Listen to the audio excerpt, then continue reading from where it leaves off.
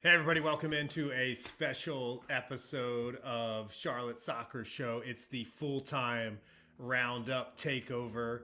Daniel Brackett is here, host of the full-time roundup. I'm John Hayes, of course. Danny Brackett hanging out with us to talk about soccer on Monday during happy hour. It's a cheers to you, Daniel Brackett. Cheers to you on this Monday evening. Welcome to Charlotte Soccer Show, and will you welcome me to full-time roundup? Yeah, no, absolutely happy to be here. Not the DB everyone probably expected here, but I'm glad to be on and doing a little joint thing here. And excited to talk some footy. A lot of good games, MLS, European soccer. As you know, European soccer is kind of winding down. MLS is ramping up with 2 weeks or two games in 1 week here.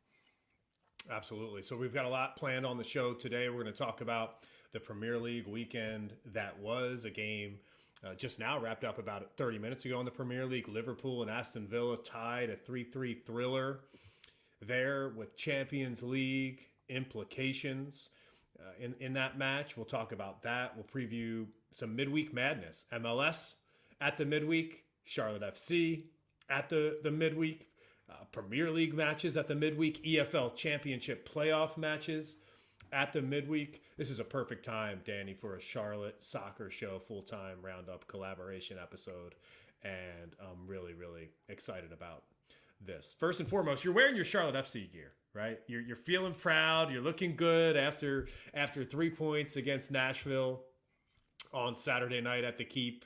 Are you vibing still on this Monday evening? I certainly am. I actually had the Liverpool kit on, but once they gave up that lead, I ripped it off and threw on the FC kit. I couldn't be seen in that right now. But yeah, no, I was in our group chat. I was kind of worried about Nashville before a little bit. And so I didn't know how the game was going to go. So I'm definitely hyped that we were able to kind of walk out of there with 3 points and keep the not a home record alive, but still remain a fortress at home. Well, it's certainly one of those things that we're going to discuss when it comes to the MLS roundup portion of the show. But just briefly, what I'll say is I was there on a Saturday night. It was a really nice way to just celebrate the club with Patrick Ajmong scoring that goal. Right, it was just a moment to soak in, especially after Enzo Capetti announced, I guess the club announced, if you will, that Enzo Capetti is no longer part of this project. It was Patrick Ajamong's night, and all of a sudden he stepped up to the plate and scored a really sweet goal with that left foot. We're going to get into that during the MLS roundup portion of the show. But first and foremost, let's start out with some Premier League talk. It's something that y'all do really well on the full-time roundup. Where do you want to start? Should we start with the Champions League race, considering this Aston Villa Liverpool game just ended just a few minutes before we kicked off things here live on a Monday evening? I think, yeah, fresh off the press, that definitely makes sense to jump into it. And, you're a Spurs fan. I'm a Liverpool fan. So we were kind of had an allegiance today in a way. We did. But unfortunately, a point, not a terrible result for Spurs as they're kind of playing catch up here in fifth place right now, a good 5 points behind Villa. But, you need all the points that you can get at this stage of the Premier League. And I'm sure when Liverpool was up 3-1, you were a lot happier than you are now, as I was as well. Well, it's crazy because Liverpool has had a really big hand in the Premier League title race, part of the Premier League title race for 98% of the season, bowed out just within the last week and a half. A really strong season for Liverpool. Obviously doesn't end up the way that they want to, but they find themselves on the road against an Aston Villa side, Bracket, that is playing for Champions League qualification. With a win today, Aston Villa would have went and automatically qualified for the Champions League. Now they've left the door open for Tottenham, just barely though. It feels like the draw today almost seals the deal, considering Tottenham is playing Manchester City on Tuesday afternoon in an incredibly important match for Man City and Pep Guardiola, even though Tottenham has such a really strong record against Man City and Pep Guardiola at home. Pep finally got a win against Tottenham earlier this year in the FA Cup. So at least that monkey's off his back. At least he's not talking about that going into Tuesday afternoon's match. But he's thinking about a title. He's thinking about silverware. And when Pep Guardiola and this Manchester City side is focusing on that, you know what typically happens. I expected Manchester City win on Tuesday, and I expect Aston Villa to end up qualifying for the Champions League now because of it. No, I could probably agree with that, but we've mentioned this a lot, and just sometimes history transcends form and talent and coaching, and so we've seen that multiple times this year. So I'm still gonna somehow, some way, give Spurs a shot here to kind of shock Man City, but it seems kind of done here. And we're talking about this Liverpool Aston Villa game. I mean, Aston Villa haven't won in the past 5 games, including this one, 3 straight losses before this. So I was genuinely expecting Liverpool to get the win here. They could not have started the game out any better than that first minute goal, an own goal by Martinez. I don't really know what happened there with him. I guess the deflection kind of threw him off there, but Liverpool are given a lifeline early, and they look to build on that. They give up an equalizer to Yuri Tillemans, but then quickly score another one to kind of end the half at 2-1. So, did you see anything in this match that really caught the eye to you other than just really poor defending? Well, honestly, the first thing that caught my eye was the fact that Aston Villa was down 3-1 in the most important match of the season at home. Unai Emery was sitting on the bench. You could tell that he was distraught about it, that they were failing under the microscope, and that in the most important game of the season, things were not going his way. And quite frankly, I thought it was a professional performance by Liverpool. And one thing, Brackett really changed the match. And it was a sub there in the 79th minute. MLS star John Duran, Chicago Fire. He is tapped on the shoulder. Unai Emery says, "Hey, there's an injury on the pitch. Let's get him in there." And all of a sudden, it's 2 goals in 3 minutes for John Duran, and that's what I saw from this match. Right, the tying goal was certainly a little bit freaky. Did he mean that?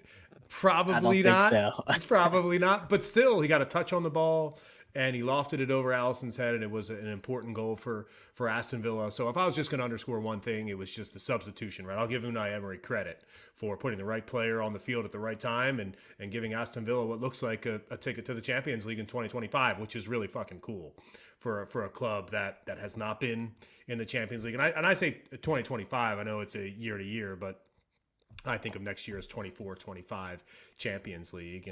And to think about this job that Unai Emery has done, Brackett, it's pretty impressive, is it not?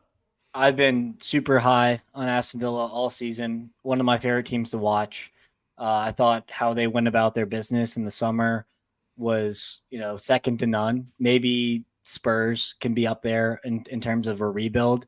And they've just, they've had an injection of cash with the club, and they've spent it wisely. And that doesn't, go on enough, because a lot of teams have cash, but where do they utilize that cash is what matters. And signing a player like Yuri Tillemans, who scores the goal against Liverpool in the summer on a free from Leicester, just a signing like that, Paul Torres at the back, they look really good.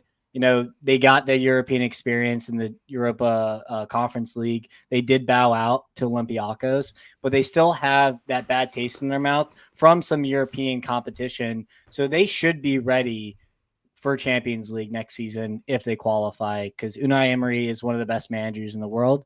And I'm sure they're going to spend a little bit more cash in the summer as well. Shout out to Chief Kiefer, who is here, one of our TIFOs, a tremendous friend of the show. Great to see you, Chief Kiefer, on a Saturday. Thanks for joining our pregame show live from Hopfly Brewing Company. It's great to have you on the show. Former MLS player Duran with the crucial brace. Kiefer's all over that. Kiefer is a Arsenal fan, right? So I think, today we talked about Champions League implications, but tomorrow we're going to see title implications. This past weekend, Brackett, we saw title implications. Arsenal against Manchester United on Sunday. Arsenal gets the job done when 1-0. Manchester City on the road against Tottenham, like I mentioned. Where do you stand right now on this title race coming into the final week of the season? I mean, on full disclosure, I want Arsenal to win this. And it's not just because Manchester City have, won a ton in the last 5 years, but it's more Arsenal have beat or unbeaten within the top 6 opponents. And for me, that, shows that they are a strong team and that they can go and beat anyone on their given day. And although it was a narrow victory against a B team, Manchester United, and the performance didn't exactly impress me, they still got the 3 points at the end of the day. And I'm hoping they can hang on for dear life and maybe get thrown a bone in terms of, maybe Tottenham upsetting Manchester City. They do sit at top of the Premier League right now, but Man City do have that game in hand that they could go 2 points ahead. So we'll have to see, but I'm a full gunner at this point. One thing when you look at the title race, the bracket is that both teams at the end of the season here have done their jobs. Both teams are on a winning streak right now. Both teams are sprinting through the finish line. Arsenal not tripped up against Manchester United. One more match at the end of the season on Sunday. On who does Arsenal play on Sunday, Brackett? That's a good question. Let me check real quick. They've got Everton. They've got Everton at home to finish the season on Championship Sunday. And that's a match that quite frankly they should win. It's not a match that you can roll over and win, but at the same time, it's a team that has won now how many straight Premier League games? We've got 5 straight Premier League games in a row for Arsenal to finish the season to make it 6. So if Arsenal beats Everton on Sunday, you can say that Mikel Arteta had his squad run through the finish line. Just going up against a Man City squad is so difficult. And as I sit here today, as I'm looking at this title race and I'm thinking about, despite most of the world wanting Arsenal to win this title, Manchester City has Tottenham and then West Ham. Both teams are beatable, and Manchester City will likely finish their season. Speaking about a winning streak, it's now, let's call it 4, 5. How many games in a row has Manchester City won? 6, 7 games in a row in the Premier League before that draw against Arsenal. When it comes to Manchester City, when that New Year's Eve pops up, that's when they really start kind of putting Premier League performances together. And we've been echoing that same sentiment, especially Matt has for a while now. They've been lucky with injuries as well. They've stayed fairly healthy, and they're the healthiest they've been all season coming into these matches. And so it's really going to be if someone wants to play spoiler. And we've been really blessed. I mean, last or 2 years ago, the Premier League title was decided on the final day. So, if Spurs can do some magic here in the midweek, we're really primed for a fantastic final weekend of Premier League football. I've got a tough question for you, and I think you're going to enjoy this question. I'm going to put it up on the screen for the people as well, for the TIFOs watching here live. I appreciate you watching our Charlotte Soccer Show full-time roundup takeover here on the Charlotte Soccer Show YouTube show. How many goals would Patrick Agyemang score as City striker? Oh God. More than people would think, I feel like. I mean, legitimately, I pose that question as a joke, but legitimately, if he was playing striker for City, how many goals could he score? I mean, the kid is just clinical. So if you give him a chance, he's going to score. He has that Holland type body where he can create some space. I mean, we saw him, and we'll get to it in a little bit, but we saw him manhandle veteran defenders, on Saturday. I'm going to say he's at John Duran numbers with 5 to 7, maybe, coming on as a, super sub.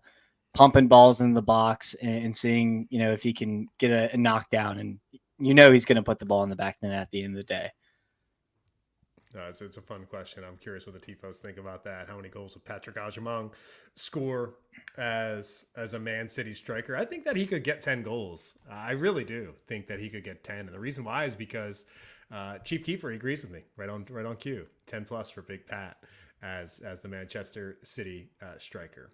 What else do we need to talk about when it comes to Premier League, right? We hit on the fact that this Premier League title race is coming down to the wire here. We've got this Champions League race happening between 4th and 5th that feels kind of over as well. There's one more team I think that's pushing for something, and it happens to be a team of our good friend of the full-time Roundup co-host. He's a Chelsea supporter. I'm a Mauricio Pochettino fan. There's no doubt about that. So Chelsea right now is making a push for European places. What's the status of that right now, Brackett? Is it realistic? It feels a little bit too late, in my opinion. I mean, I've been shooting down Matt's premises of finishing top 6 for months now, one-man army here. But, I mean, if you look at it, Chelsea do play Bournemouth this weekend. That's going to be a really tough game. Bournemouth are a really good side. You also have to worry about Newcastle, who are level on points as well. They play Brentford. So I'm not buying it. Chelsea also have to play Brighton midweek. And Newcastle, by coincidence, play Manchester United. So we're going to really know the answer to that question on Wednesday. But I feel like, I don't see it.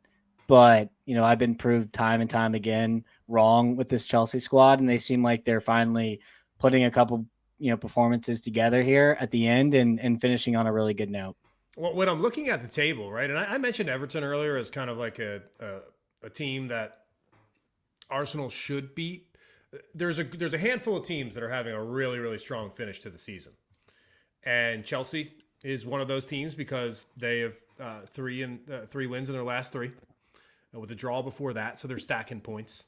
Crystal Palace is stacking points as well here at the end of the season. Good for them. Really fun project. And I know you've got thoughts on that quickly. What's your take on Crystal Palace? It's been fun to watch here in the end of the year, haven't they? Oliver Glasner and Crystal Palace are so good right now that Bayern is willing to pay a fee of $25 million for Oliver Glasner for next year. That should kind of epitomize what I think of Crystal Palace. I mean, since Roy Hodgson left and Glasner came in, number 1 fix was getting Mateta to put the ball in the back of the net. Number 2 was to get Eze and Elise healthy and on the field together. And those front 3 have absolutely clicked. They signed Adam Morton from the championship in January, I believe, and he's just been a shoo-in. We got Chris Richards starting multiple games at the back, and he's been fantastic as a U.S. national. One of the better sides to watch right now, and they are just banging in goals left and right. I love them. Yeah, it's been a really, really strong end of the season for Crystal Palace. I'm really excited to see what happens here in the offseason during the transfer window and what Palace can do if they do lose their manager, who they replace that manager with. A bit of a musical chairs at that manager position for Crystal Palace. It'll be and nice players. To see them. Yeah, that too, and players. It'd be nice to see them sort that out.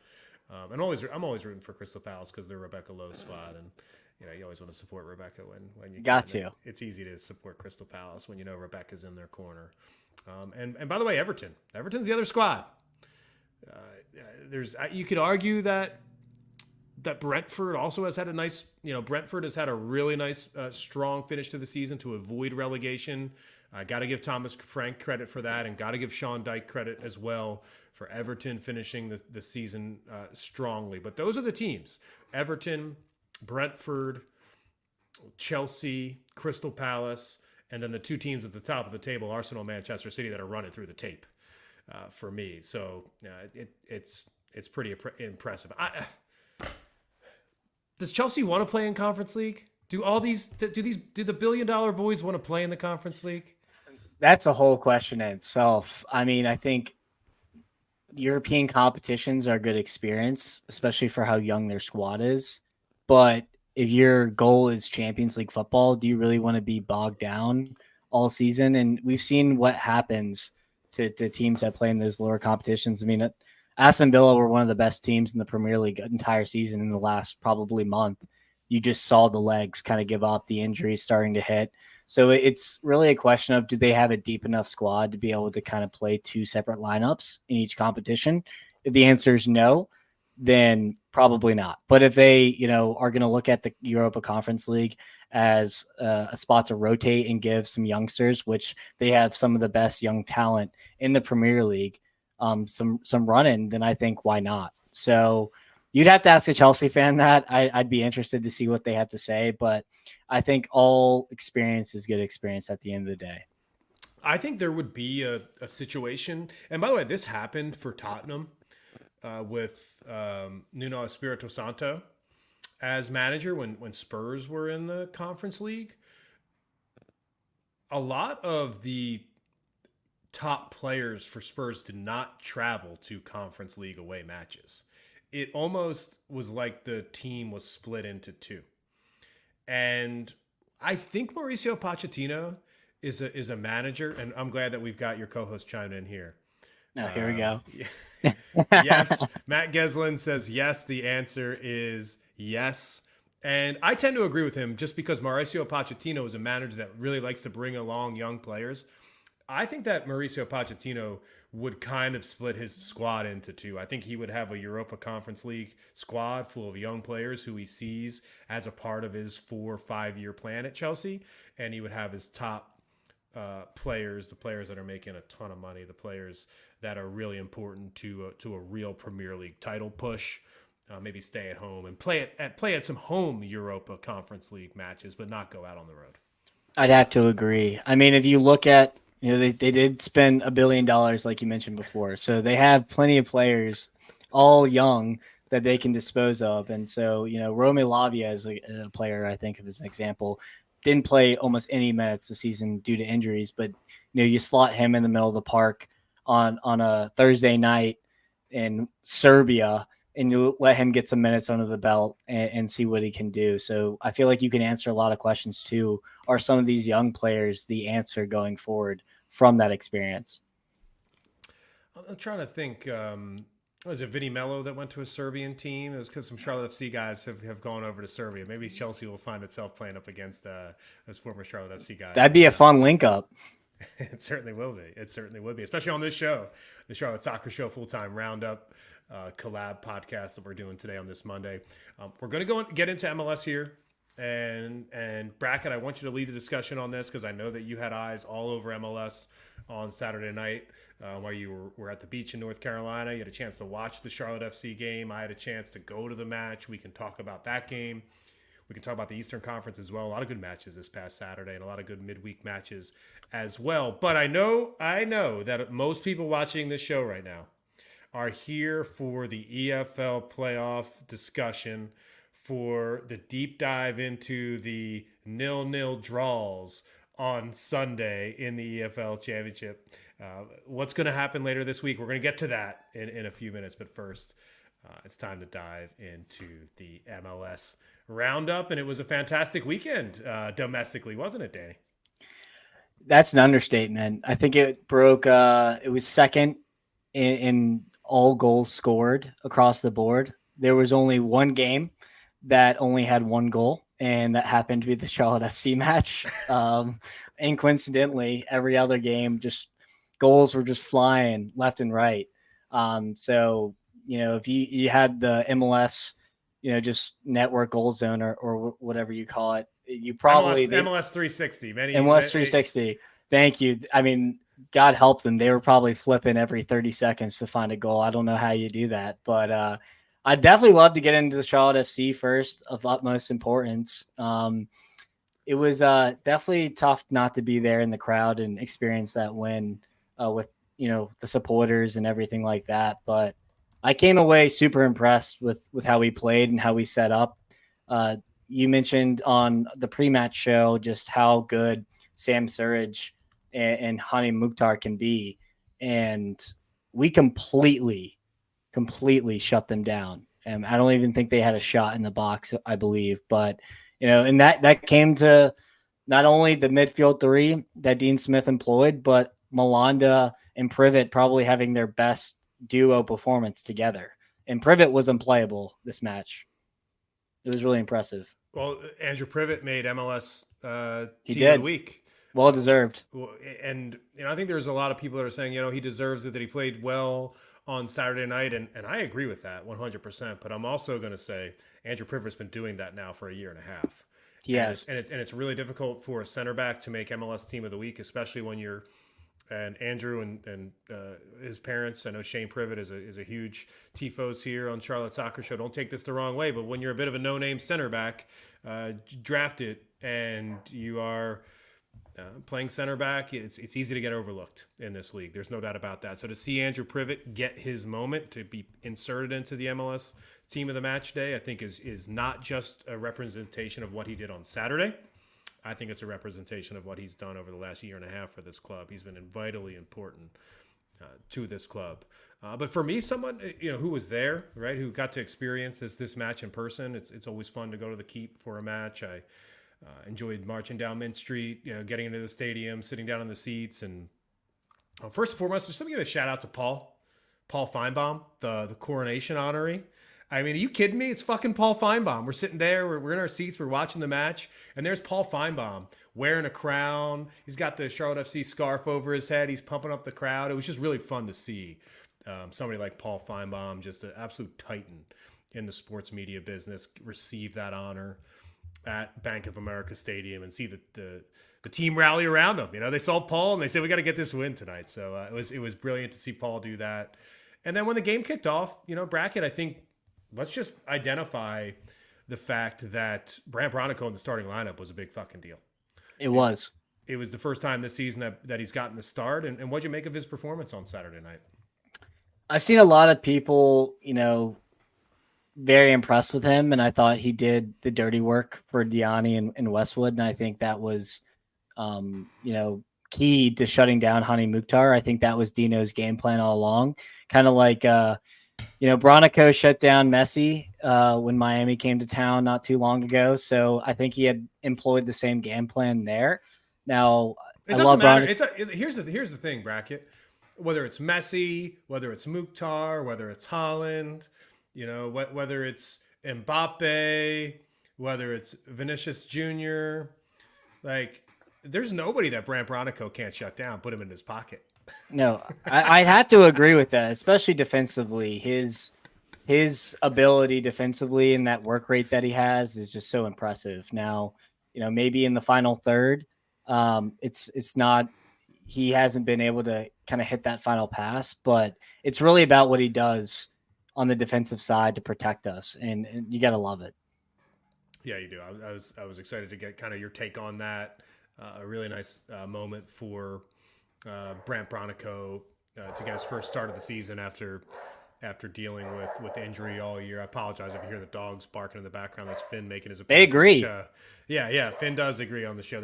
It's like Bronny's a dog, Finn knows he's got to bark. He's got to let people know Bronny's a dog. And it was what was interesting is that Charlotte had a really nice opportunity on Saturday night to climb the MLS table, and on Sunday morning, after I looked at the table, I said, well, shit, a lot of other people got 3 points too.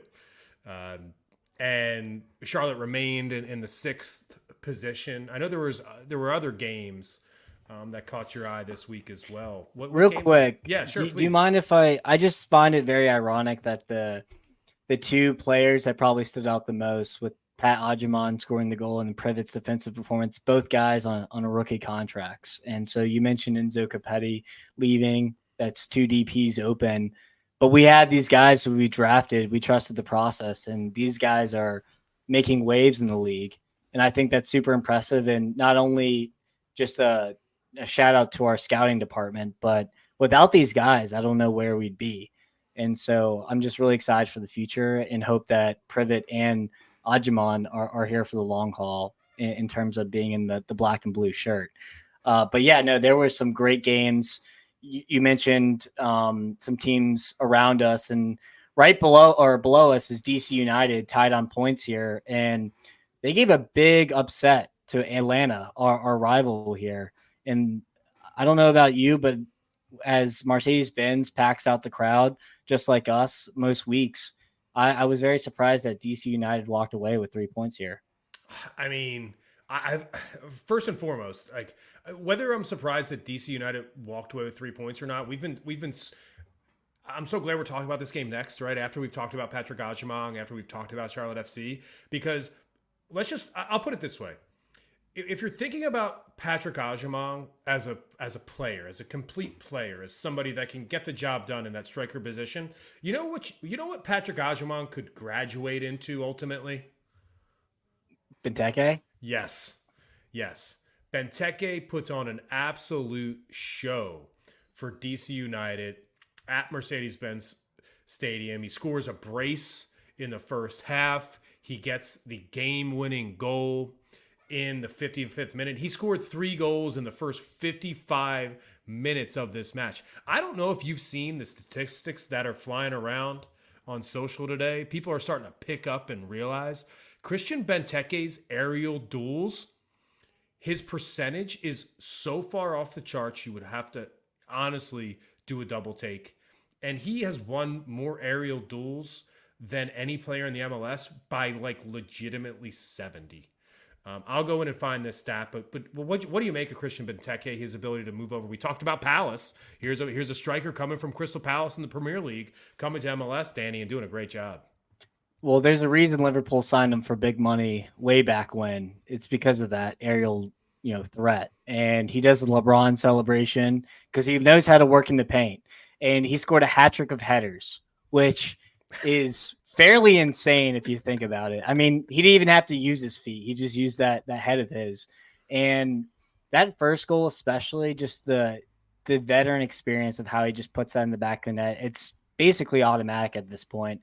And you think Atlanta would mark him heavier on crosses in and on corners, but he just kept getting free and no one had an answer for him. And poor Brad Guzan and net just kept having to pick the ball out of the net for the restart. And he was so impressive.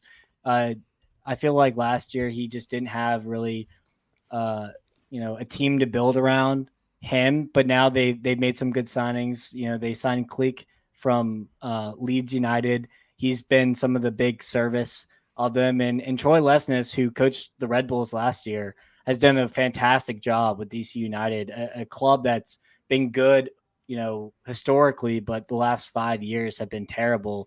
And they look like they're building something special in DC. Okay, I've found the statistic from our friends at The Athletic, very, very good friends of mine at The Athletic. It was Jeff Reuter, who did a really nice installment of this week's MLS takeaways alongside Tom Bogert. If you don't follow The Athletic and their soccer coverage, what are you doing? $1 a month. Got to. Christian, well, it's $1 a month if you're a new subscriber. That's true. If you don't subscribe, make sure you get in for $1 a month. But if you do subscribe, you're not going to get that deal. But that's neither here nor there. Christian Benteke is a master of the aerial duel. How often MLS's most frequent aerial duelists win their attempts, right? Christian Benteke has won 134 aerial duels. He has lost only 34. 100 more wins than losses this far into the season. And let's just put this into perspective with some other aerial duelists in the MLS. And Sam Sturridge of Nashville is somebody who plays in a very similar position, is looking for balls in the air. He's won 21 aerial duels and lost 43. The next highest winning number on aerial duels is Kevin Long with Toronto FC. He's got 54 aerial duels won. He's only lost 13. That's a really, really nice percentage. But 134 is so far and away better than anybody else in MLS. Christian Benteke has clearly, in my mind, established himself as, if not the best, the second best striker in MLS. Who do you think my pick would be for number one? Oh, that's a tough one. I'm gonna have to go with Pat Ajamon again. No, it's Luis Suarez of Inter Miami. The Predator, is it El Pistolero? I don't even know. But yeah, no, I mean, MLS primarily is a league that leans more on service outside the box, crossing in. And so when MLS teams are looking for a striker to put the ball in the back of the net, these big strikers who play the target man position are perfect for that. And we've seen Benteke, we've seen Surge. I'm excited to see kind of MLS teams start to realize that and start bringing over these big strikers from Europe to kind of just keep in banging the goals in the back of the net. And I sure as hell hope that Charlotte look at someone with a bigger profile as well in the summer to kind of fill that void. It's a great takeaway, right? We had this debate when Chief Kiefer and I and Ash Hamrick, shout out to Ash Hamrick, who is a huge tifos of Charlotte Soccer Show. He came to the Hot Fly Tailgate, came back from Germany. His semester of studying abroad is over. So he's back in the United States, and it was great to see Ash on Saturday. The Rev, Christopher Gallagher was there as well, Level Up Luke. Sorry if I forgot anybody who was in the house, but it's great to see everybody on Saturday. But what we were debating, Brackett, was who can Charlotte FC sign in that established striker position. Somebody like a Christian Benteke, right? Somebody that can come into this league and just dominate in the box. I think it's an interesting debate. The one name that I threw out there, and I'm not saying that this is the guy, but someone that is potentially in that made or cut from that same cloth is Chris Wood of Nottingham Forest. You know, a player like that's towards the end of his career that just loves to poach.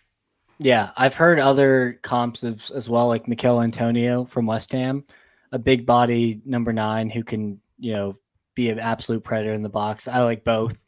And I, have to rack my brain a little bit on the spot here to think of anyone else, but you have a decent amount of profiles to choose from. And I think we should definitely, look for a bigger number 9. And when you have, Pat Odjamon as well as another 6'3" plus striker coming in off the bench, that's a real problem for defenders. And I'd like to strike fear in our opponents as much as possible, especially with set pieces too. Set pieces are a huge part of the game. We saw Benteke score off a set piece or two. And so I feel like, the taller, the better in terms of the number 9. Let me just chime in here with Lad on Fire, one of our great commenters here on Charlotte Soccer Show, talking about the number 9 position for Charlotte, Brackett. He says, you just sold your DP number 9 for this guy. He's talking about Patrick Odjamon. He needs a contract before the summer window. Shameful if he doesn't get it soon. I've been the person, Brackett, screaming from the rooftops. Agent Johnny. That Patrick Odjamon only makes $67,000. And by the way, that's a nice salary. $67,000 a year is a nice sum of money.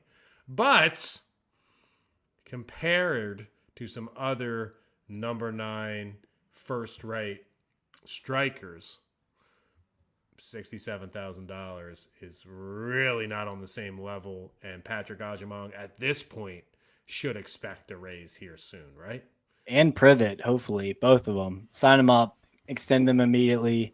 I mean, these guys are awesome. I love the Justin K comment. Liverpool legend Andy Carroll still out there kicking it. Absolutely love that. Andy Carroll's a classic number 9 English forward. But I wanted to get to a team that doesn't have a big target number 9 here, and that's Cincinnati and Columbus, the Battle of Ohio. And Cincinnati win this game on the road and absolutely crush Columbus's 19, I believe, win streak or unbeaten streak at home. And I wanted to hear your thoughts as the star of the show stands at 5'5", Luciano Acosta, and scores a beautiful goal, the game winner. Not just a beautiful goal, the game winner, but if my memory serves me right, and I can check here quickly, I think he had the assist too. He had the assist on the opening goal as well. To the big number 9, Kelsey, 19 years old. The way that I would describe, I think, Lucho Acosta is with a cliche, and it's typically, I feel like the ball on a string cliche works for like basketball. Where did that come from when somebody has the ball on the string? You know, when they've got it on a string. Whatever cliche that sport came from. I think it is most prevalent with soccer because you're probably, most players dribble more, but I feel like, you could say hockey or you could say basketball in the same respect, and it all kind of meshes together. I would like to hear if someone can chime off in the comments where that, saying what their origin is. But, I think that's a really good way to describe Luciano Costa within this, I mean, not just the season, but just he was the MVP of last season. I mean, the guy's an MLS veteran, has kind of bounced around to clubs here and there for the last decade or so. But he is playing his best football as of now. And I mean, he's not getting any older, but he still, produces man of the match performances week in, week out.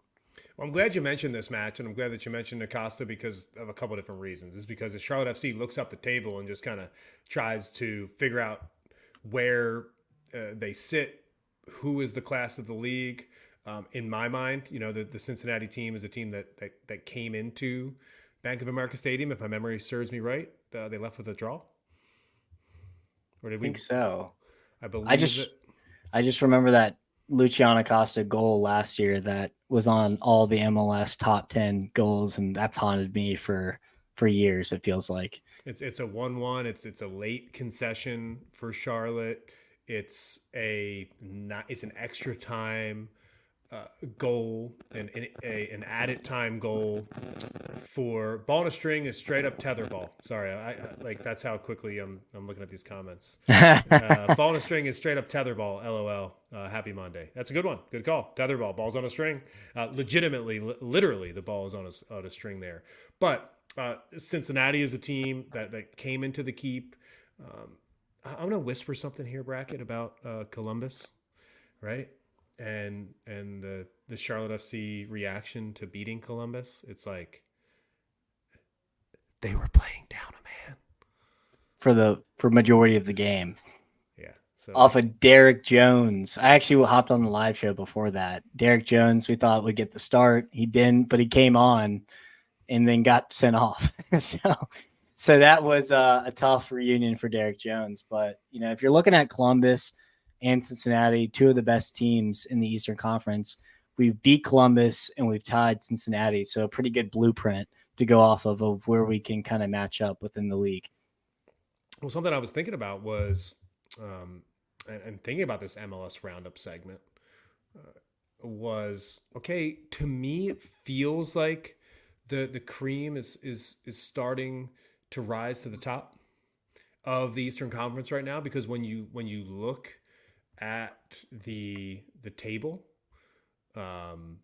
what you see is Inter Miami there with 27 points on top of the East.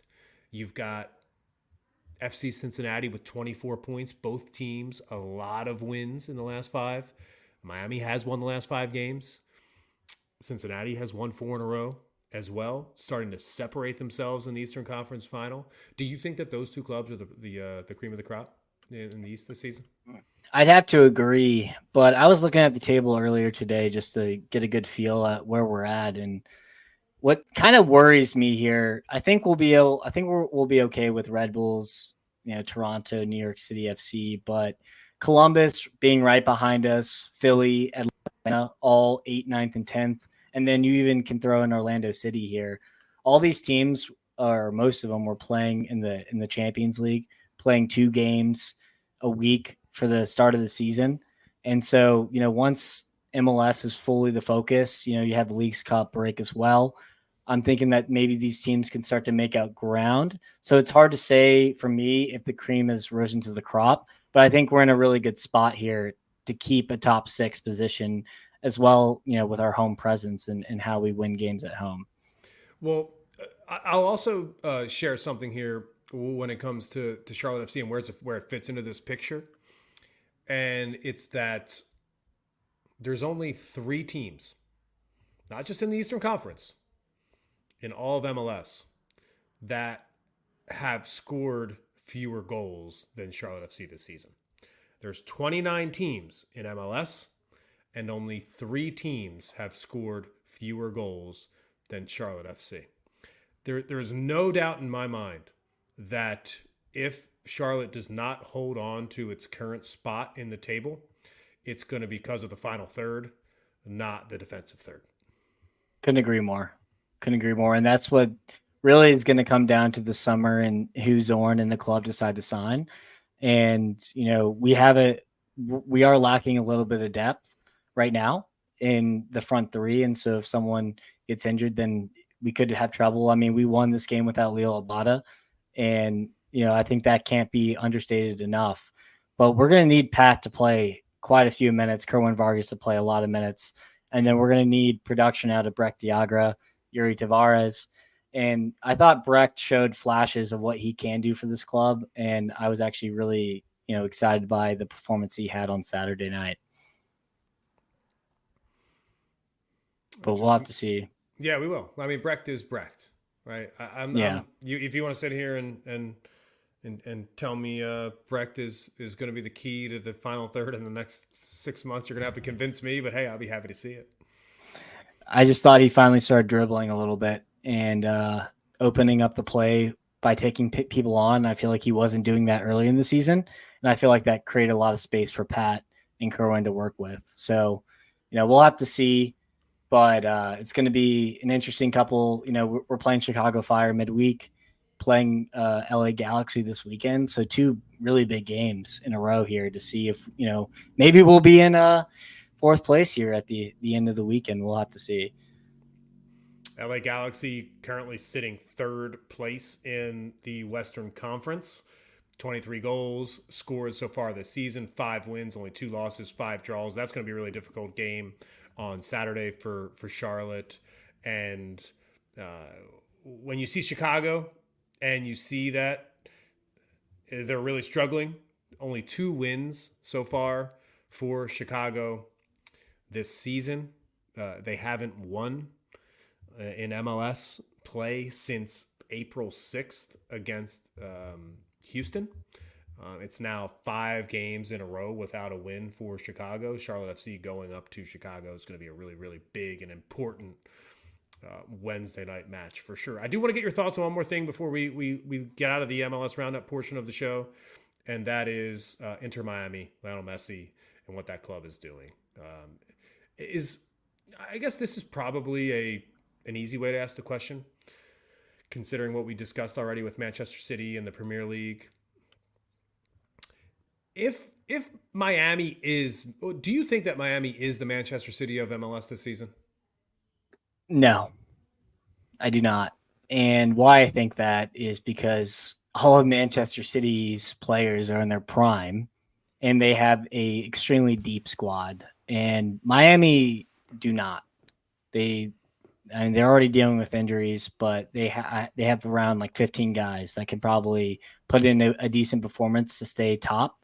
And so, I mean, we'll see if Suarez and Messi get leggy as the games come thick and fast. But they definitely have talent-wise the best roster. But I would say I just don't know if they have the deepest squad. And Manchester City, in my opinion, have the deepest squad in all of Europe. It's a really smart take. I think it's a nuanced take for sure, because in my mind, I'm like, yes, Miami is the Manchester City of MLS, simply because they have the best players. Like when I look at Manchester City's squad, I go, oh, these are the best players in the Premier League. And then when I look at Inter Miami's squad, I go, well, these are the best players in the Premier League. But to your point, over a long season, you have to be fit. You have to have depth, and we'll see what happens with Inter Miami. But there's a lot of Messi haters out there. There's a lot of Inter Miami haters out there, and I don't care if you hate Messi. I don't care if you love Messi. I don't care if you hate MLS's coverage. All that I'm saying is, and I think this is a really important point to make at this point in the season, Bracket, is that when you look at the MLS table, Western Conference and Eastern Conference combined, Inter Miami is at the top of the table. Yeah, and I mean, they scored 6 goals last week in the second half alone. 5 assists from Messi and a goal from Messi. But then they go in this game this weekend, and Messi doesn't even assist or score any goals, and they still win, 3-2. So, he still plays a vital part, but they're going to need the surrounding cast to kind of pick up the weight. And we saw a goal from Luis Suarez. We saw a goal from Benjamin Kramashi getting, breaking his goal record here this season. So we'll have to see if, the supporting cast, the Matias Rojas guy who's come onto the scene as of late is a baller. So we'll see if he can keep picking up the slack for Messi if, he goes to Copa America, like Brian said, or anything else. Yeah, Brian Schufert here in the comments is interested to see how Miami looks with Messi playing with Argentina in Copa America. It's a great shout out for sure. All I'm going to say is this, right? And this is very, very simple. And it's almost like a public service announcement at this point. Because, again, I don't care how you feel about Lionel Messi. I don't care at all. You can feel however you want. But 10 goals already, 9 assists already. We are potentially talking about the greatest season in MLS history. Okay? So from that point of view, it's like, start paying attention. Because Messi is going down as one of the greatest players of all time. And now he's coming to MLS and potentially going to put together the greatest season of all time in MLS. That's right here out in front of us. We can reach out and touch that. The season has started in a way that, despite how much you want to hate on the guy, despite how much you want to hate on the fact that Apple TV and MLS shove Messi down your throat, the guy's stepping up and he's playing unbelievably well, and he's got a chance to have the best statistical season in MLS history. Let's just, Yeah. Yeah, no, and I wonder how Copa America is gonna affect his stats, but I think it'd be even more of a tribute to him that he misses a month of games and still is statistical leader in both categories of goals and assists, and that just shows the greatness of Messi and him gracing the MLS with his play, because it's been really fun to watch. Love him or hate him. It's time now for a quick segment. I tease this for a couple reasons, because first and foremost, I do give a shit. But secondly, I think it's really fun to talk about the English Football League Championship playoffs, the EFL Championship, the playoffs. The richest game in all of sports is happening here soon at Wembley Stadium. It's either going to be Norwich City. It is either going to be West Brom. It is either going to be Leeds United, or it is going to be Southampton. Those are the 4 clubs fighting for promotion into the Premier League. This is something that you can watch on ESPN Plus. By the way, two matches on Sunday produced no goals, 180 minutes, no goals. Little cagey in the first leg of these playoffs. There's no doubt about that. But the second legs are coming on Thursday and Friday this week. It is Norwich City on the road at Leeds, and it is West Brom on the road at Southampton. That latter match on Friday, the former match on Thursday. First, I ask you, what do these playoffs actually mean? For somebody that's kind of a casual soccer fan that's taking a look and saying, what are these games and what do they mean? What would your answer to that be, Danny? A chance to watch your team in the Premier League. Our good friend Ewan, I posed this question to him: would you rather win games in the championship or lose games in the Premier League? And he did say, he enjoys when his side wins and scores a bunch of goals. So the championship is fun, but there's nothing like having that Premier League coverage of your side, win or lose, right? And so, not only just for the fans to get to watch, their teams play some of the best teams in the world, but you get some coverage too as fans, as a stadium, to have a global audience watch your games. And I think, for a historic team like Leeds, we've seen all these teams in the Premier League before. That's a big deal. And that can really help a club financially as well as brand awareness. And so I think it means a lot to these clubs. And I'm really interested to see who's going to kind of be able to beat themselves out at one of these teams to get in the Premier League and see if they can stay up. Who do you think of these 4 teams, right? Because let's talk about the teams that automatically qualified for the Premier League. Ipswich Town and Leicester City. Leicester, a team that went down this past season, was not a good situation for that club after winning the Premier League in the last decade as well, but bounces right back up. They win the championship. A player that I really like, Harry Winks, helped them along the way, had a really strong side. It's really strong performance in the midfield this year for Leicester City. Harry Winks did. Similar to the way Oliver Skip did for Norwich City when Norwich City got promoted into the Premier League. There's some really nice midfielders at Spurs that can really play at a really high level, but maybe not in the top 6. And those 2 guys are 2 of those players for sure. So Leicester and Ipswich Town, they're on their way up. But these 4 teams, I'm just asking you personally here. Forget about who's the best, who deserves it. What of these 4 teams, who do you want to see get promoted into the Premier League next season? I'd like to see Leeds again. I think Leeds are such a historic club. I really enjoyed them in the Premier League, especially with Marcelo Bielsa at the wheel. Obviously, it's Daniel Farke now, an ex-Norwich City manager, which makes that tie very interesting. But Leeds have probably one of the biggest clubs in England. You know, some of the best supporters, one of the best stadiums. I just really like Leeds, especially I feel like there's a strong American connection, especially, you know, when they had Adams, McKinney, and co on the team. So personally, I would like to see Leeds up, but you know, I am a big fan of Southampton and Norwich. I don't really care for West Brom, to be honest. So they're probably ranked dead last in my rankings of teams I'd like to see.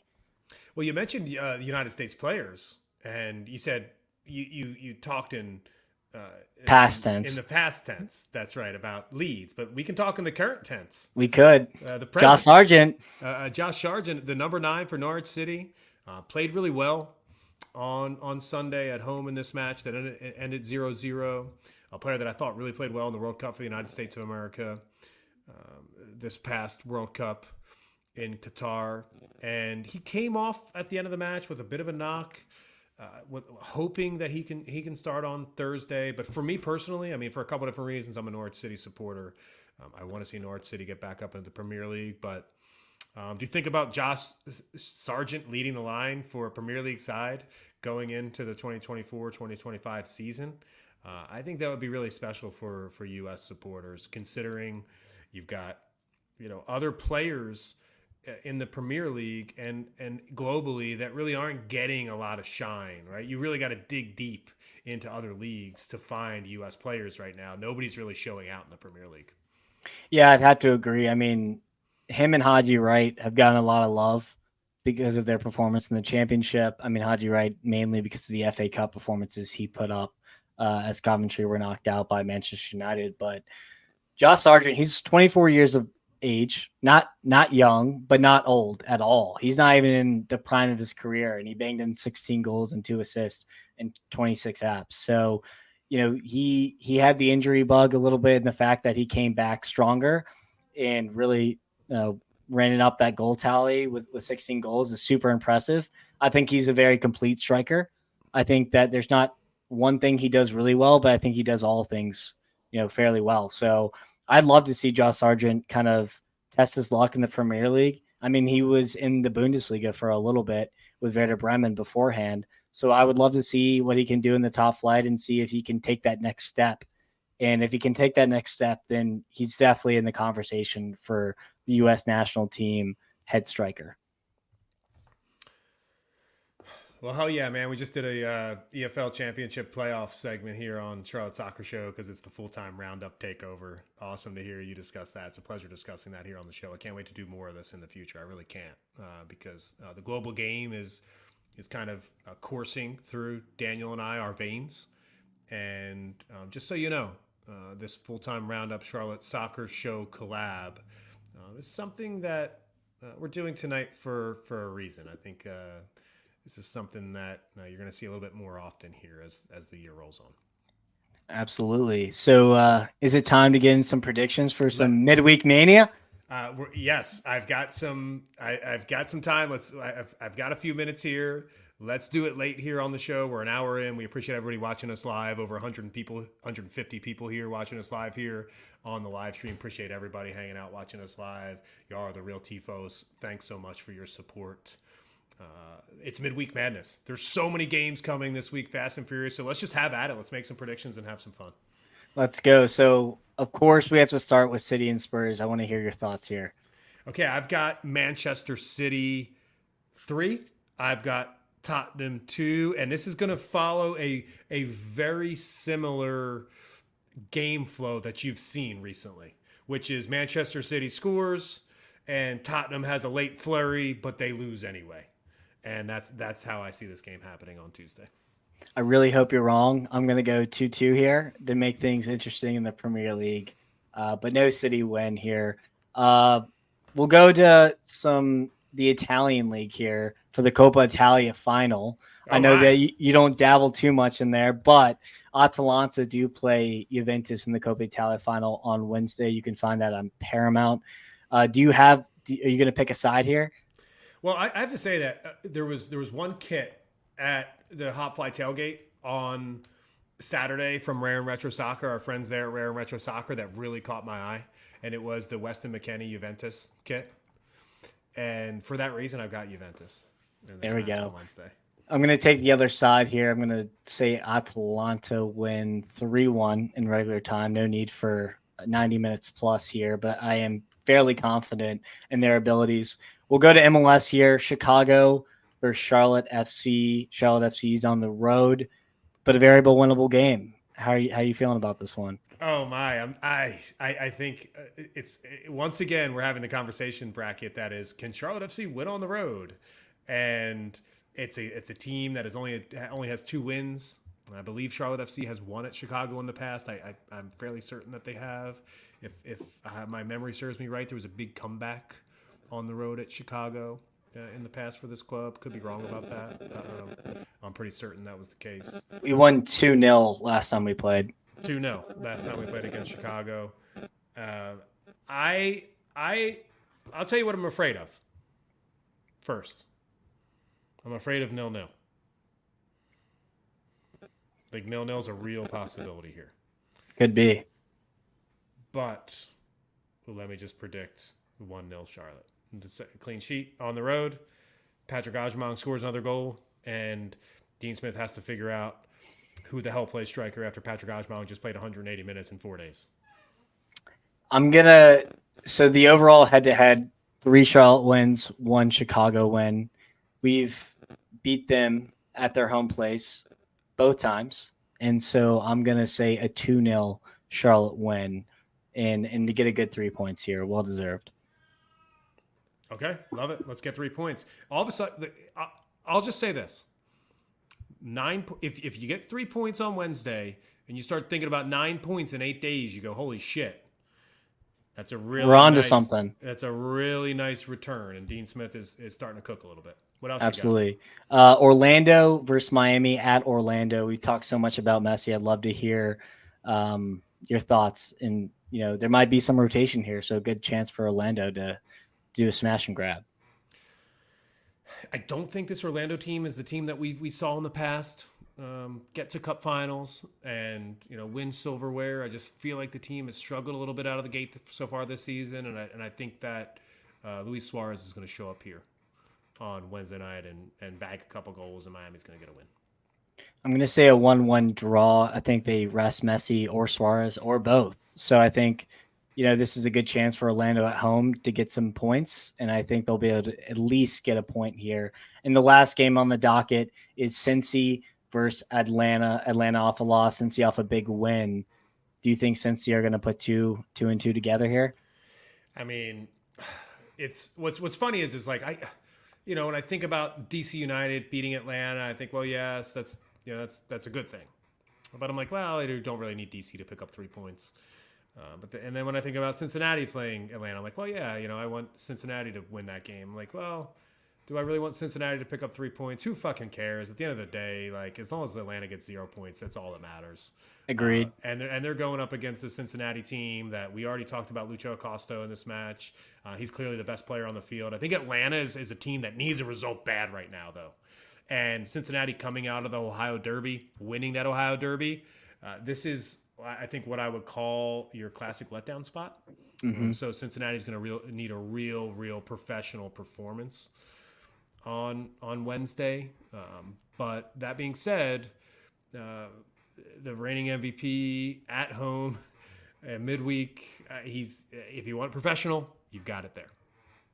Yeah, I'm gonna have to agree with you. I think Cincinnati win this game.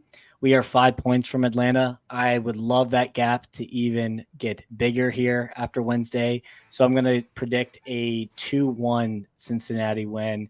Maybe a stoppage time Luciano Acosta goal. Calling my shot. Love it, dude. I've had so much fun with you on this Charlotte Soccer Show full-time roundup collaboration episode. And I appreciate the TIFOs hanging in, watching the show. Great audience. Drop us a note. Let us know what you thought about the show. Let us know what you've thought about this collab. I hope you've enjoyed hearing commentary about the global game, the game that we love, the beautiful game here on Charlotte Soccer Show and full-time roundup. Shout out to my co-host Daniel Bramlett, who did a great job covering Charlotte FC media availability and training today. He was there. You can go to our Twitter feed at For the Crown Baby to see that. Shout out to you, Brackett, and your co-host Matt Geslin as well for always, keeping a keen eye on the global game, the beautiful game that is. Man, I've had so much fun hanging out with you talking soccer. No, it's been an absolute pleasure, John. Thank you so much, and thank you for all the TIFOs as well. You can stick around. I've got this grand idea that I want to do a post-game show on Wednesday night. Whether that happens or not is TBD. But you can certainly expect Charlotte Soccer Show to be back soon. You can expect full-time roundup here to be back soon as well. What's your plans for the rest of the week, Brackett, on the show? We're going to be looking to do an episode on Thursday. And so if you wish to tune in here, you can always tune on any platform at Full-Time Roundup. You can always follow us on X at Full-Time Roundup as well.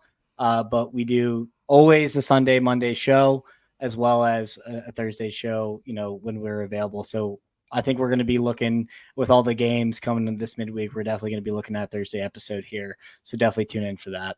We've got soccer on Tuesday. We've got soccer on Wednesday. We've got soccer on Thursday. We've got soccer on Friday. We've got soccer on Saturday. And guess what? We've got soccer on Sunday too. It's a fantastic week for soccer fans all over the globe. It's springtime, and we're all going to enjoy this beautiful game together. So as always, I'm John Hayes. He's Daniel Brackett. Brackett, thanks so much for joining us on the show tonight, and we will talk to y'all soon. Cheers.